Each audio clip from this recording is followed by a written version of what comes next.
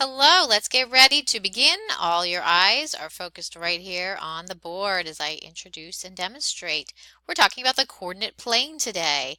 As you can see, the coordinate plane exists with the y-axis going up and down direction, along with the x-axis, which goes right and left horizontal.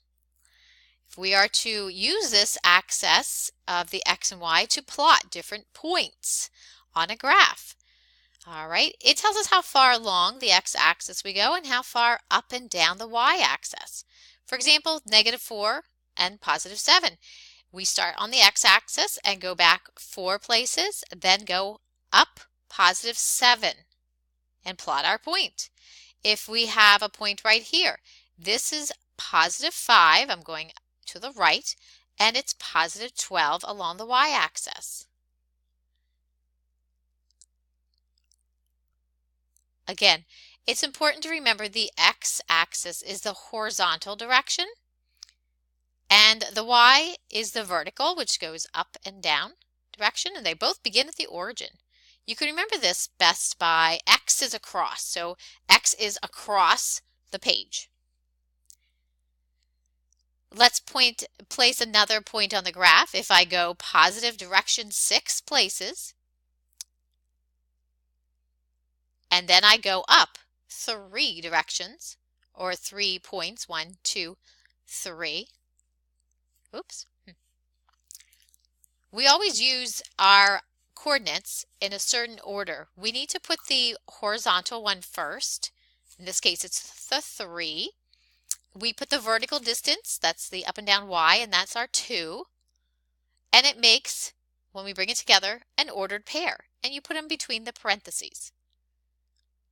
On our coordinate graph, we have quadrant 1, and there are 3 others. Let's take a look. There's quadrant 1. Quadrant 2, you need to move to the left to find it. Quadrant 3, you need to go down. And quadrant 4, you need to move right there, and that is quadrant 4. We use these to find our positives and our negatives. Each quadrant will have a different representation of negative and positive. Quadrant 1 has all positives. Quadrant 2 has a negative on the x-axis, and it has a positive in the y direction. Quadrant 3 has both negative x and negative y to land in this quadrant.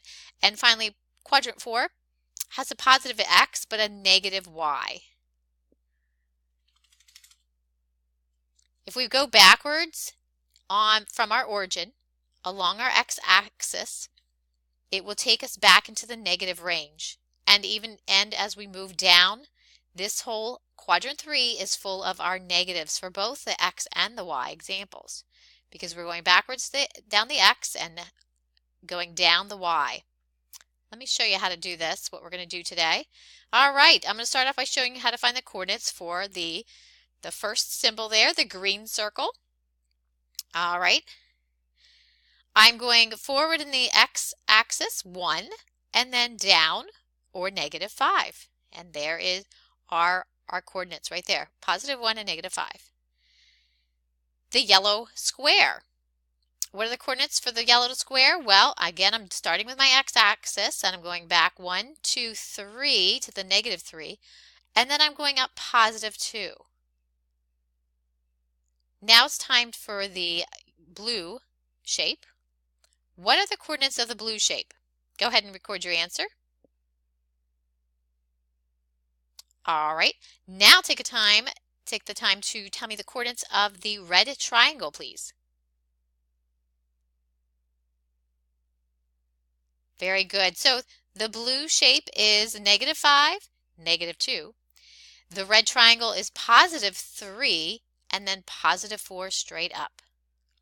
Now let's take a look at the different quadrants. If we look at the green circle, it is in the 4th quadrant because remember this is 1, 2, 3, 4. Now it's your turn. Find the quadrant that the yellow square is in, please. Record your answer. It is in the 2, the 2nd quadrant. Now take your time to find the quadrant that the blue shape is in. Record your answer, please. And the blue shape is in the third quadrant. Thank you so much. Give Mrs. Moyer a green check.